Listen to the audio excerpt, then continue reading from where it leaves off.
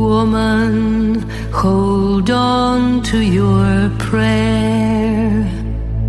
Woman, you've so much to share.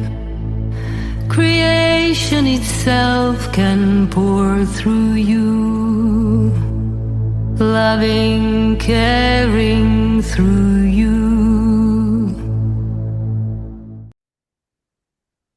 Hi, I'm Jane Jackson, practitioner and studier of all things metaphysical. This is one of a series of videos where we explore spirituality, and today we're looking at the search for a spiritual voice, 3 women's stories, and I would like to welcome Megan Hollenby and Hello. Therese Barton. Hello. Let's start with our spiritual backgrounds, as they're all very different. Therese, would you like to start? Yes, well, I came from a very strict Catholic background, so my first experience of spirituality was definitely organized religion. And you're like a sponge as a child, so I just took everything in. It felt quite mysterious, but I got a very strong sense of God and a spiritual sense. But of course, being Catholicism, there were lots of things that were sins, and that made me quite uncomfortable as a child. So my relationship with religion was quite complex. I related to parts of it, but not to other parts. But I didn't really start questioning things until I was kind of in my teens. And I wondered why the priests were the only ones who had the power to bless or forgive. It just didn't make any sense to me that women weren't really allowed. So at 18, I stopped going to church and I began exploring things like Eastern religion and meditation, yoga. And very gradually, I kind of found my own way, a bit like a spiritual magpie. But I'm glad I got a good grounding. In the end, though, for me, I kept what worked for me and threw out what didn't. And I guess I'm still doing that. I really like that term, spiritual magpie. So I came from a background where religion was simultaneously unimportant but ingrained in daily life. I didn't resonate with religion. I found it all very confusing and alienating. But as an adult, I had a sense there was something more to the world. I just couldn't explain. I didn't have the words for it. But I then found Spirit of the Rainbow, and through Spirit of the Rainbow and reading books such as Exploring Jesus Ourselves and the Community of Christ, I learned that I didn't have to follow a strict set of rules and I could explore spirituality in my own way. Interestingly, unlike you guys, religion was just never a part of me growing up. It was never denied, it was never put down, it just wasn't a part. So my life experience, my beginning experiences is very different. My mother started TM, which is Transcendental Meditation, when I was about 11, and so did I. From the instant I sat down to go inside, I would see purples and greens in my inner vision, and I felt the most beautiful energy coming through me that just didn't have words, but it put me on this path. My spirituality has been very much influenced by my mother, and when I was a teenager, she built a pyramid out of copper tubing that was big enough for us to sit under and meditate in. I could always feel energy changing. And sometimes I would even answer questions before they were asked. I was always hunting for my spirituality, but it wasn't until I was in my 40s that I really found my calling. So that's a bit about our backgrounds. Just moving on, how about the challenges we've faced as women on our spiritual journeys? So for me, the main challenge was learning that it's okay not to know. That wonder and curiosity are completely fine to help me on my path. As a woman, I always felt like women's stories were side notes, that they were there to prop up men's stories and to aid and support those men's stories. But by exploring my own spirituality, I found empowerment in putting my own narrative forward and by listening to other women. I do believe this is an ongoing thing, but I do believe that more women are stepping into their spirituality and being respected for that. Yeah. Yeah, like you, Megan, I was also struck by how women kind of propped up the men. As I said earlier, everyone revered the priests while the nuns were just stuck in the background. Uh, for me, there were no positions where women were allowed to express their voices, except, I suppose, for saints, but they were very much presented as perfection, on a pedestal. So there seemed no place for real women. And I think while these days some Christian denominations do allow women to be priests, it's not the norm at all. And some religions, as we know, even actively or aggressively discourage women from being in the foreground.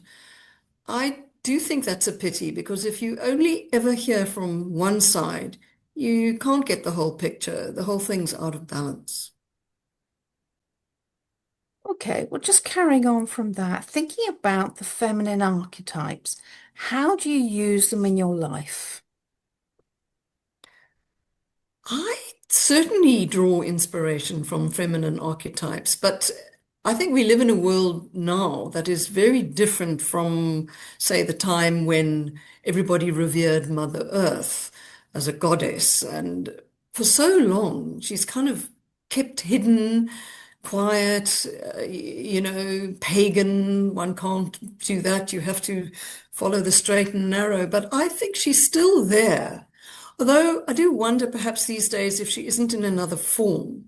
And maybe we're in the process of creating a new feminine archetype, a strong, independent, communally minded, and engaged woman, a woman who has a spiritual voice, who can be heard, and who can be a spiritual leader for others.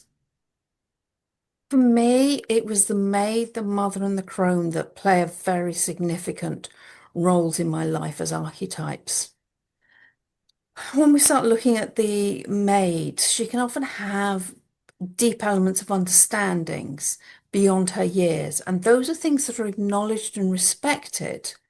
But the maid's also given time to grow into the knowledge and the understandings, and that's supported by the mother and the crone. And the crone for me is somebody, an elder of the community, who's instantly given respect and listened to fully because they've taken the time to learn and understand things. A good crone will always give space for everyone to be heard. And Therese, what we're talking about fits very well with the mother archetype, what you're talking about. This is a strong, independent, community-minded woman who listens and continues learning. So my archetype is slightly different to both of yours. But for me, who's really stood out for me are the goddesses Kali and Aphrodite. I encountered these two at the same time at a spiritual retreat, and they both stood out to me as the archetypes I needed most at the time, and I've kept images of them in my home ever since. Kali represented for me speaking truth, cutting through that isn't true, and embracing the fire within. And Aphrodite brought me joy and freedom, gentleness, connection, sexuality. And all of these are characteristics that had been repressed in me quite a lot. So it was a defining moment for me to step into my journey with them. What a wonderful collection of positive role models we all have. Just taking a look at this from a different perspective, how can we help heal the feminine wound? So for me, I guess I'm a little bit biased because I come from an education background, but I do see this as through education. But I don't mean education in a traditional sense. I mean education in the sense of giving people the tools to learn, to forge their own paths, to explore in their own way. I believe the more information someone has, the better opportunities they have, the more empowered they are. Um, and I believe it's important to support people to come to decisions in their own way. The more we share, the more we can grow together. Yes, absolutely. I think the support of the community is so important. And as you say, it's a process. We do things in our own way. I'm glad that so many women have found a way to be heard and to heal themselves and their communities. But sadly, I think that opportunity for many just still doesn't exist. And so much healing still needs to take place.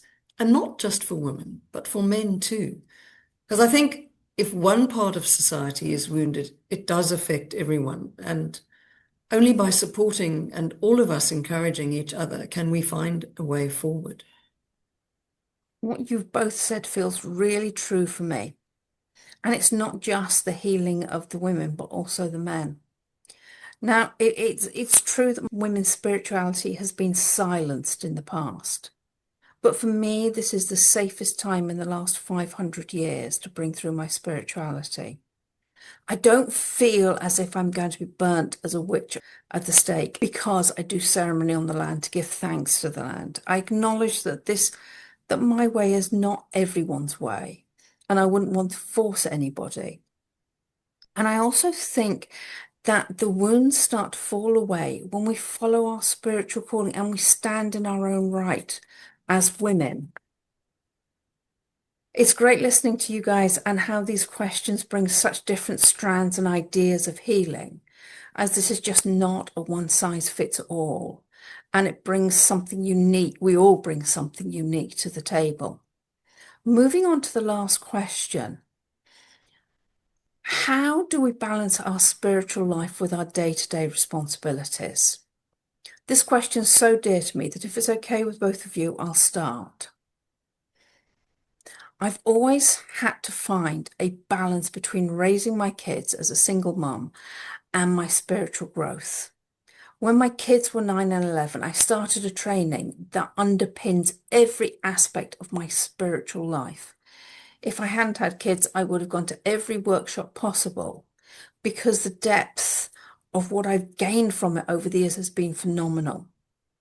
But at the time, I couldn't leave my kids. So instead, I dropped them off at the school gates and I'd say to the universe, I'll spend as much time clearing as I need to and releasing old patterns. But at 3 p.m., I'm back at the school gates and I need to be a fully functioning parent.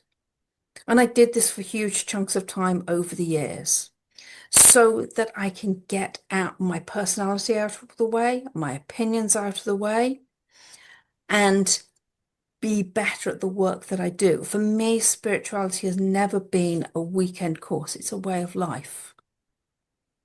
Yes, you're right, Jane. It is a way of life, and it is very hard to keep a balance between the two. I think you obviously need to make time for your spiritual practice. And if you're part of a formal religious community, well, that gives you some kind of a framework, doesn't it? But if you don't have that, then you've got to create your own, like I think all of us have. So I find walking in nature a great help and doing exercises that are grounding, like yoga, being quiet by myself, being aware of my dreams and just what's going on inside me, and also spending time with like-minded people, because I think we find strength in sharing our thoughts and learning from other people, their insights about life and spirituality. You know, our lives pull us in so many directions that it's important to come back to ourselves, to what is real in our lives. Continuing kind of thread of what you've both spoken about, I find it something needs to be intentional, but also to realize it's okay to go with the ebb and flow on this.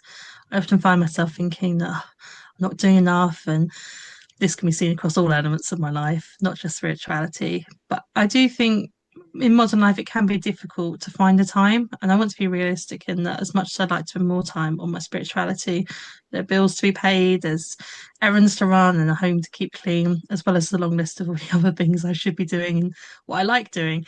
But I think this comes back to intention and doing what I do with spirituality in mind, whether that's being in the moment or having quiet time like you've spoken about, and to reflect or engage in spiritual activities. I think it's important to not be hard on yourself. Sometimes life will just get in the way, and sometimes there will be more time. Much like in the book Revolution, to go with the flow on this and embrace the natural turns and twists and rapids and gentle currents is important. Listening to both of you and just taking a moment to reflect on our spiritual journeys. We've all been called in such different ways, but it seems to me that no one's journey is more or less important than anyone else's. This brings us to the end of today's talk, and I wanted to thank Thérèse and Megan for coming on this journey, and the wonderful Simon Honore, founder of Spirit of the Rainbow, for bringing together us all and encouraging us to develop this project in whatever way we felt was right. If you'd like more information on this or other projects, please go to spiritoftherainbow.org, where you will find books and the links to the videos and the newsletter. In the credits, you'll also find a page of practical suggestions, things that have helped us on our spiritual journey, and we hope that they will be useful for you as well. The music at the start and the end of this video is a track called Woman by an incredible Slovenian composer and singer Branka. And for more information on this and her other songs, please go to the credits. I'm Jane Jackson of Lightwork Energy. Thank you for joining, and goodbye from all of us. Bye for now. Bye-bye. Woman, your essence is light. Woman, may you shine bright. Your radiant presence will light this world. So woman, may your voice be heard.